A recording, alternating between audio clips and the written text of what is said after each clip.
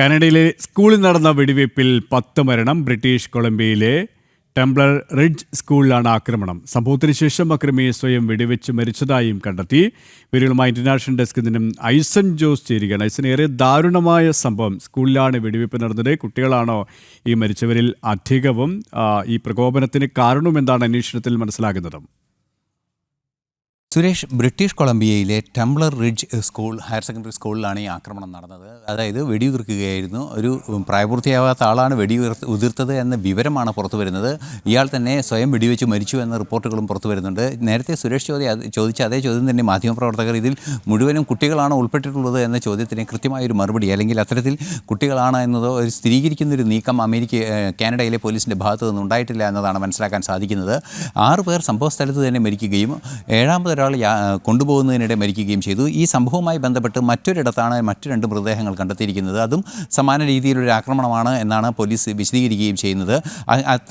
മൊത്തം 10 പേർ, അതായത് 2 ഇടങ്ങളിലുമായി മരിച്ചവരുടെ എണ്ണം 10 പേരായി ഉയർന്നിട്ടുണ്ട് എന്ന റിപ്പോർട്ടുകളും ഇപ്പോൾ പുറത്തു വരുന്നുണ്ട്. അതായത് 8 പേരോളം ഈ സ്കൂളിൽ തന്നെ മരിച്ചിട്ടുണ്ട്. 2 പേരെ മറ്റൊരിടത്തിൽ നിന്നും മരിച്ചതായി കണ്ടെത്തിയിട്ടുണ്ട്. ഈ ആക്രമി ഉൾപ്പെടെയാണ് 10 പേർ എന്ന പ്രാഥമിക നിഗമനത്തിലാണ് ഇപ്പോൾ എത്തിയിരിക്കുന്നത്. മറ്റ് വിശദാംശങ്ങൾ ഇതുവരെ ലഭ്യമായിട്ടില്ല. മാത്രമല്ല, കൂടുതൽ വിവരങ്ങൾ ഇത് സംബന്ധിച്ച് പരിശോധിക്കുന്നതിനുള്ള നീക്കങ്ങൾ പോലീസിൻ്റെ ഭാഗത്തു നിന്ന് തുടരുകയാണ്. എന്താണ് ഇതിനുള്ളൊരു പ്രൊവോക്കേഷൻ, അല്ലെങ്കിൽ എന്ത് അടിസ്ഥാനത്തിലാണ് ഈ ആക്രമണം നടന്നത്, എന്താണ് ഇതിന് പ്രകോപനകരമായ ഒരു വിഷയമുണ്ടായത് എന്നത് സംബന്ധിച്ചുള്ള വിശദീകരണങ്ങളും വരാനിരിക്കുന്നതേ ഉള്ളൂ. എന്ത് തന്നെയായാലും നിലവിലെ സാഹചര്യത്തിൽ നമുക്ക് ലഭ്യമാകുന്ന വിവരങ്ങളനുസരിച്ച് 10ഓളം പേർ മരിച്ചിട്ടുണ്ട് എന്നാണ് മനസ്സിലാക്കാൻ സാധിക്കുന്നത്. അന്വേഷണം ശക്തമായി തുടരുന്നുവെന്നും അറിയാൻ സാധിക്കുന്നുണ്ട്.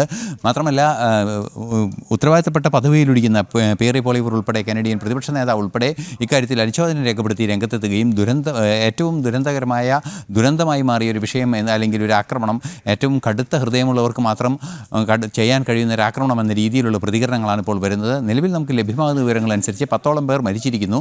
8 പേർ സ്കൂളിലും അതുപോലെ തന്നെ 2 പേർ മറ്റൊരിടത്തും സമാനമായ രീതിയിൽ ഒരേ ആക്രമി തന്നെ കൊലപ്പെടുത്തിയെന്നാണ് പ്രാഥമികമായി പോലീസിൻ്റെ നിഗമനം.